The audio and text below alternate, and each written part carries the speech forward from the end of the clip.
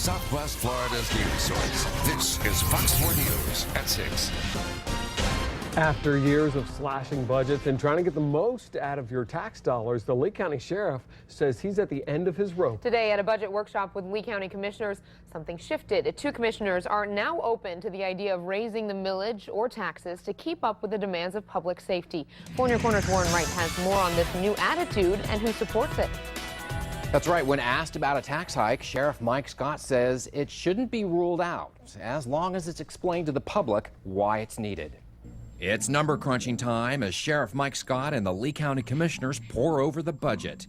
And the sheriff is direct about what he wants. They're inside talking about raising taxes for libraries.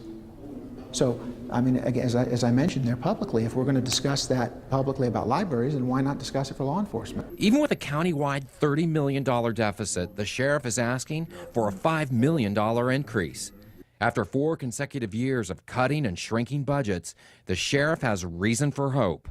Commissioners Tammy Hall and John Manning claim they're open to the idea of a tax rate increase. 2 out of 5 are on record saying that don't be so quick to rule it out. I only need 1 more. So how could I be anything, we're 3 months away from how could I be anything but encouraged? The $5 million extra the sheriff is asking for is only to cover 3 specific items.